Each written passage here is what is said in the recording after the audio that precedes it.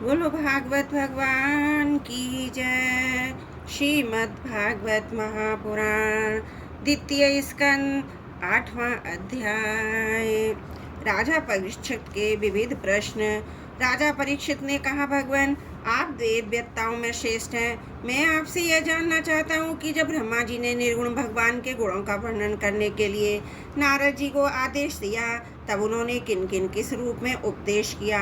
एक तो अचिंत्य शक्तियों के आश्रय भगवान की कथाई लोगों का परम मंगल करने वाली है। दूसरे देवर्षि नारद सबको भगवत दर्शन कराने स्वभाव हैं। अवश्य आप उनकी बातें मुझे सुनाइए। महाभाग्यवान सुखदेव जी, आप ऐसा उपदेश कीजिए कि मैं अपने आसक्ति रहित मन को सर्वात्मा भगवान श्री कृष्ण में तन्मय करके अपना शरीर छोड़ सकूं। जो लोग उनकी लीलाओं का श्रद्धा के साथ नित्य श्रवण और कथन करते हैं, उनके हृदय में थोड़े ही समय में भगवान प्रकट हो जाते हैं। श्री कृष्ण कान के छिद्रों के द्वारा अपने भक्तों के भाव में हृदय कमल पर जाकर बैठ जाते हैं, और जैसे शरद ऋतु जल का गंधलापन मिटा देती है, वैसे ही वे भक्तों के मनोबल का नाश कर देते हैं। जिसका हृदय शुद्ध हो जाता है, श्री कृष्ण के चरण कमलों को एक क्षण के लिए भी नहीं छोड़ता। जैसे मार्ग के समस्त कलेशों से छूटकर घर आया हुआ पथिक अपने घर को नहीं छोड़ता। भगवान जीव का पंचभूतों के साथ कोई संबंध नहीं है, फिर भी इसका शरीर पंचभूतों से ही बनता है। तो क्या स्वभाव से ही ऐसा होता है, अथवा किसी कारणवश आप इस बात का मर्म पूर्ण रीति से जानते हैं? आपने बतलाया कि भगवान की नाभि से यह कमल प्रकट हुआ जिसमें लोकों की रचना हुई। वह जीव अपने सीमित अवयवों से जैसे परिच्छिन्न है, वैसे ही आपने परमात्मा को भी सीमित अवयवों से परिच्छिन्न सा वर्णन किया। यह क्या बात है? जिनकी कृपा से सर्वभूत में ब्रह्मा जी प्राणियों की सृष्टि करते हैं, जिनके नाभि कमल से पैदा होने पर भी उसकी कृपा से उनके रूप का दर्शन नहीं कर सकते थे, वे संसार की स्थिति उत्पत्ति प्रलय के हेतु सर्वंतयामी और माया के स्वामी परम पुरुष परमात्मा अपनी माया का त्याग करके किस में किस रूप से शयन करते हैं? पहले आपने बताया कि विराट पुरुष के अंगों से लोक और लोकपालों की रचना हुई। फिर ये अब बताया कि लोक और लोकपालों के रूप में उसके अंगों की कल्पना हुई। इन दोनों बातों का तात्पर्य क्या है? महाकल्प और उसके अंतर्गत आवंतर कल्प कितने हैं? भूत भविष्य और वर्तमान काल का अनुमान किस प्रकार किया जाता है? क्या स्थूल देहाभिमानी जीवों की आयु में भी बंधी हुई है? ब्रह्मा श्रेष्ठ काल की सूक्ष्म गति, त्रुटि आदि और स्थूल गति, वर्ष आदि किस प्रकार से जाती है? विविध कर्मों से जीवों की कितनी और कैसी गति होती है? देव, मनुष्य आदि योनियां सतरजतम इन तीन गुणों के फलस्वरूप ही प्राप्त होती है। उनको चाहने वाले जीवों में से कौन कौन किस किस योनि को प्राप्त करने के लिए किस किस प्रकार से कौन कौन कर्म स्वीकार करते हैं? पृथ्वी, पाताल, दिशा, आकाश, ग्रह, नक्षत्र, पर्वत, नदी, समुद्र, द्वीप और उनमें रहने वाले जीवों की उत्पत्ति कैसे होती है? ब्रह्मांड का परिमाण भीतर और बाहर दोनों प्रकार से बतलाइए। साथ ही महापुरुषों के चरित्र, वर्णाश्रम के भेद और उनके धर्म का निरूपण कीजिए। युगों के भेद, उनके परिमाण और उनके अलग अलग धर्म तथा भगवान के विभिन्न अवतारों के परम आश्चर्य चरित्र भी बतलाइए। मनुष्यों के साधारण विशेष धर्म कौन कौन से हैं? विभिन्न व्यवसाय वाले लोगों के, राजर्षियों के, विपत्तियों में पड़े हुए लोगों के धर्म भी उपदेश दीजिए। तत्वों की संख्या कितनी है? उनके स्वरूप और लक्षण क्या है? भगवान की आराधना की और आध्यात्म योग की विधि क्या है? योगेश्वरों को क्या क्या ऐश्वर्य प्राप्त होते हैं और अंत में उन्हें कौन सी गति मिलती है? योगियों का लिंग, शरीर और किस प्रकार भंग होता है?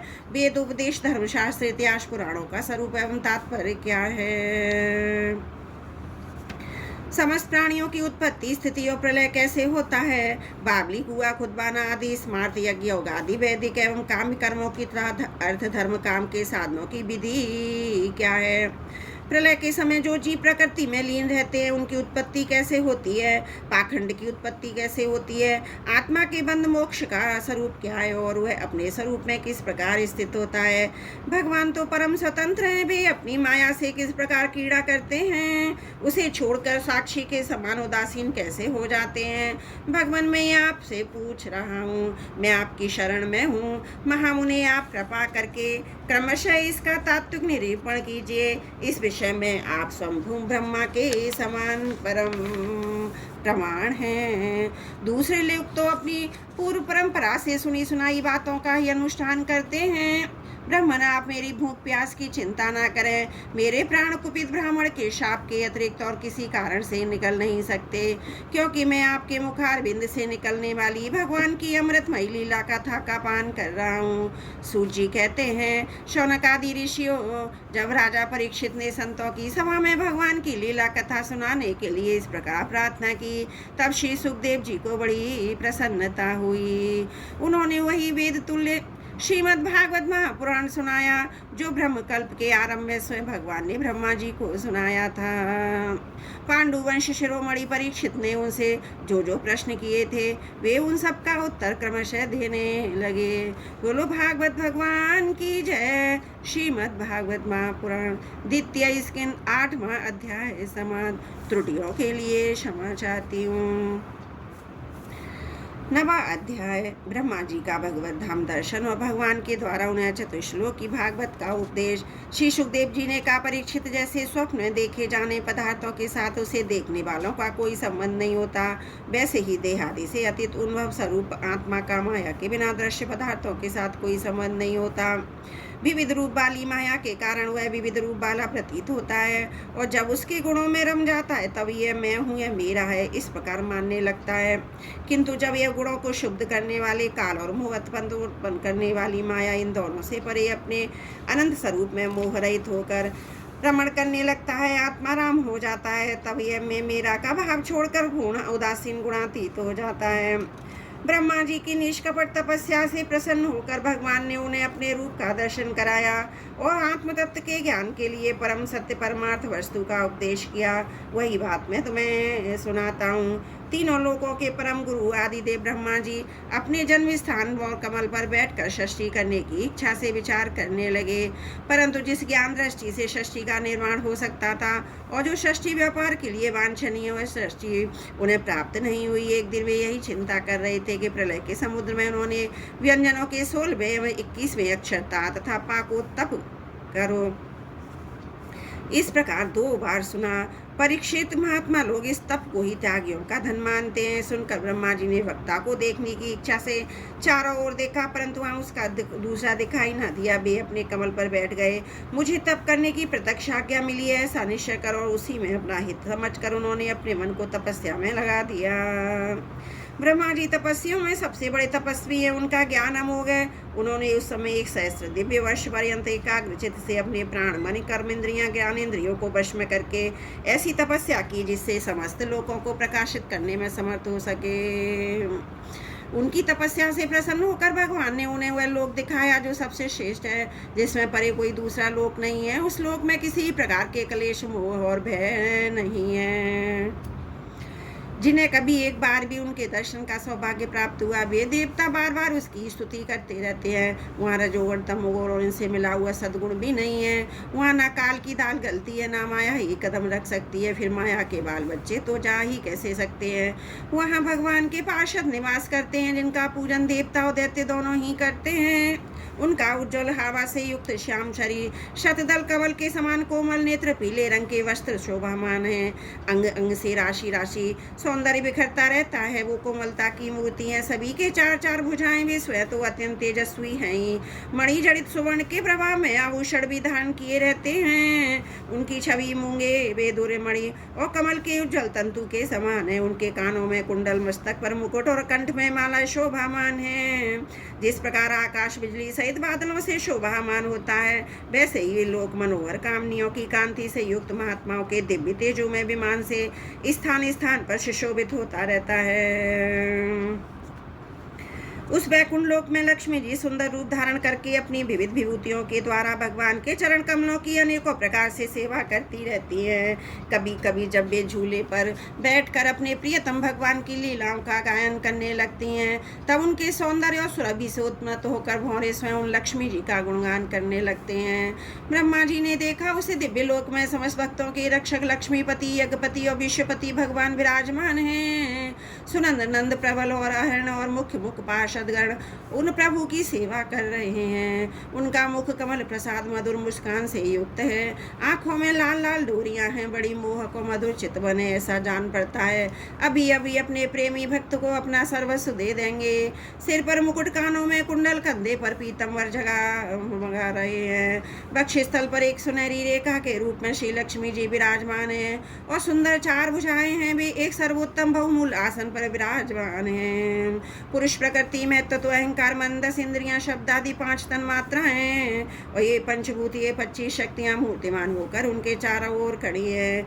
समग्र ऐश्वर्य धर्म कीर्ति श्री ज्ञान और वैराग्य इन 6 नित्य सिद्धि स्वरूप भूत शक्तियों में से सर्वदा युक्त रहते हैं। उनके अतिरिक्त और कहीं भी ये नित्य रूप से निवास नहीं करती। वे सर्वेश्वर प्रभु अपने नित्य आनंदमय स्वरूप में ही नित्य निरंतर निमग्न रहते हैं। उनका दर्शन करते ही ब्रह्मा जी का हृदय आनंद के उद्रेक से लबालब भर गया, शरीर पुलकित हो उठा, नेत्रों में प्रेमाक्षु झलक आए। ब्रह्मा जी ने भगवान के उन चरण कमलों में जो अंशों के निवृत्ति मार्ग से प्राप्त हो सकते हैं सिर झुकाकर प्रणाम किया। ब्रह्मा जी के प्यारे भगवान अपने प्रिय ब्रह्मा को प्रेम और दर्शन के आनंद में निमग्न शरणागत और प्रजा सृष्टि के लिए आदेश देने योग्य देखकर प्रसन्न हुए।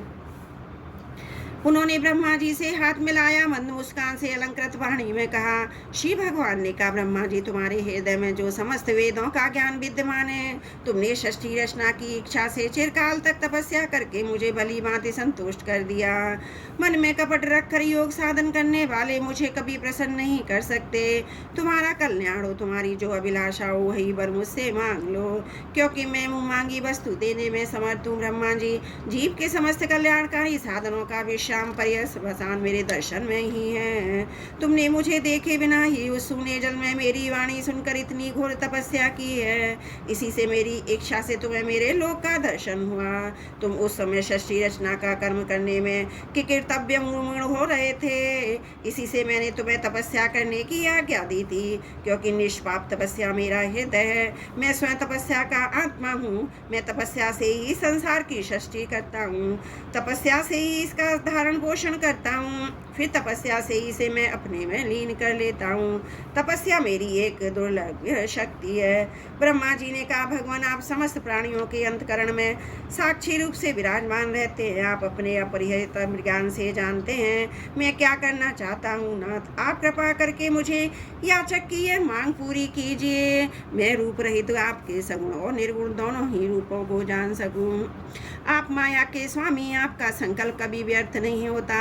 जैसे मकड़ी अपने मुंह से जाला निकाल कर उसमें कीड़ा करती है, फिर उसे अपने में लीन कर लेती है, वैसे ही आप अपनी माया का आश्रय लेकर इस विविध शक्ति संपन्न जगत की उत्पत्ति पालन संहार करने के लिए अपने आप को अनेक रूपों में बना देते हैं और कीड़ा करते हैं। इस प्रकार आप कैसे करते हैं, इस मर्म को मैं जान सकूं, ऐसा ज्ञान आप मुझे दीजिए।